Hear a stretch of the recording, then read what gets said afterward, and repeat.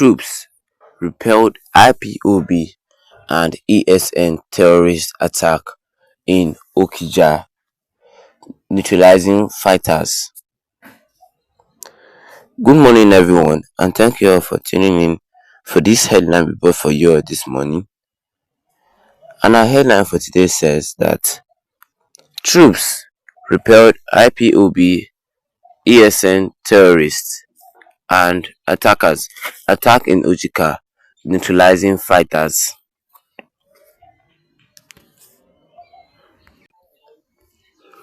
Troops of the Nigerian Army have successfully repelled an attack by the proscribed indigenous people of Biafra (IPOB) and its military arm, the Eastern Security Network (ESN) in Okija, Ihala local government area of Anambra. In a post on its X handle on Friday, the Nigerian Army said the descendants armed with AK-47 rifles and riding in two Lexus vehicles and motorbikes launched a surprise attack on the town, opening fire as troops engaged in internal security operations. It said the troops swiftly and decisively responded and counterattack, neutralizing unconfirmed members of the attackers, while some others fled the scenes with gunshot wounds.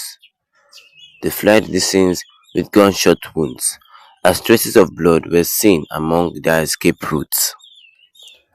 According to the post, one soldier paid the ultimate price in the line of duty, while two others sustained critical injuries and are currently receiving medical attention. The Nigerian Army remains committed to ensure the safety and security of all citizens and will continue to confront all threats and peace and stability in the region. They will confront all threats to peace and stability in the region. The bravery and dedication of the Nigerian Army in the face of danger are testimonies on their unwavering commitment to protecting the peoples and community, it added.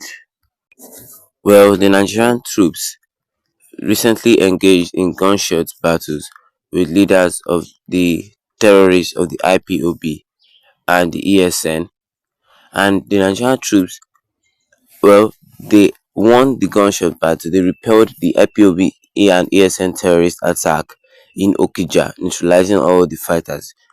Not killing them, they neutralized them, sparing their lives, but still capturing them. Neutralizing, like they shot them in places that won't kill them. The troops of the Nigerian Army successfully repelled an attack by the proscribed indigenous people of Biafra and its military arm and the Eastern Security Network in Okija, Ihala local government area in Anambra State. They said the Nigerian Army posted all this on its X handle on Friday, saying that the descendants armed with AK-47, the IPOB and the ESN terrorists armed with AK-47 rifles came with two Lexus vehicles and two motorbikes. The Nigerian Army were just there and they launched a surprise attack on the town, opening fire as troops engaged in internal security operations. The troops were on security operations and those bandits just came at a surprise attack, opening fire in a town, in a town square. Then the troops swiftly jumped into the line of battle and started into a gunshot battle within the Nigerian Army and the terrorists. They entered into a gunshot fight, and one of the Nigerian Army paid the line of duty, paid with his life. But the Nigerian Army didn't back down. They neutralized all those terrorists and arresting the ones they could capture, and the remaining of them fled into the nearby bushes, but traces of their blood were seen in the route that they ran away. The Nigerian Army fought those wicked people with all what they had.